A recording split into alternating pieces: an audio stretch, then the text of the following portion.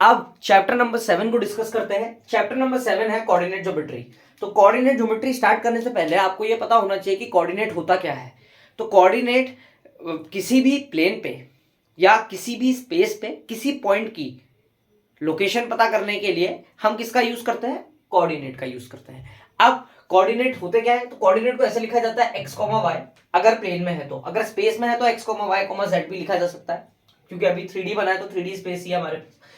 तो 2D के लिए प्लेन होता है तो x, y, जहां पर x होता है एब्सिसा का पॉइंट और y होता है ऑर्डिनेट का पॉइंट। अब हमें पॉइंट तो पता है, पर दो पॉइंट आपस में कितना दूर है हम ये जानने के लिए फॉर्मूला लगाते हैं जिसे हम कहते हैं डिस्टेंस बिटवीन टू पॉइंट। तो वो होता है under root x2 minus x1 का whole square plus y2 minus y1 का होल स्क्वायर, जहां पर x1 y1 a पॉइंट है और x2 y2 b पॉइंट है।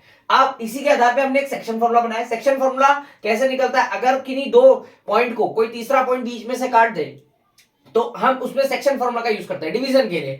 तो माना कोई पॉइंट है a, b और दूसरा पॉइंट है तीसरा पॉइंट है c, जो कि उन्हें कट करता है किस रेशियो में, m रेशियो n पे। तो हमारा सेक्शन फॉर्मूला क्या होगा, x, y mx2 plus nx1 upon m plus n। वैसे ही यहां पर my2 plus ny1 upon m plus n। अब इक्वी डिस्टेंट पॉइंट क्या होता है, माना दो पॉइंट के बीचों बीच कोई एक पॉइंट P आ जाए तो वो कैसे हम पता करेंगे कि वो पॉइंट इक्वी डिस्टेंट है दोनों पॉइंट्स के लिए कि नहीं। अगर डिस्टेंस ऑफ PA और किसके इक्वल आ जाए, डिस्टेंस ऑफ PB। अगर यहां से PA और PB का डिस्टेंस अगर आपस में इक्वल आ जाए, किस फॉर्मूले की हेल्प से, डिस्टेंस फॉर्मूला की हेल्प से, अगर ये आपस में इक्वल आ जाए तो आप कह सकते हैं ये इक्वी डिस्टेंस है। अब मिड पॉइंट क्या होता है, सिमिलरली अगर मुझे उसके कोऑर्डिनेट्स निकालने हैं तो मैं मिड पॉइंट थ्योरम का यूज करूंगा। तो मिड पॉइंट कैसे निकाला जाता है, दोनों पॉइंट पे माना मिड पॉइंट निकालना है, इस P का मिड पॉइंट निकालना है, P के कोऑर्डिनेट्स है सॉरी x, y।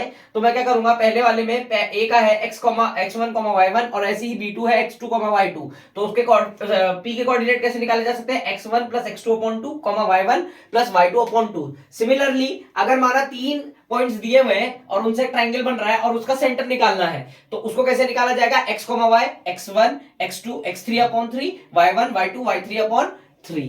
ठीक है, सेम फॉर्मूले आपके 3D में भी रिपीट होते हैं जो कि आप क्लास 11th में पढ़ेंगे।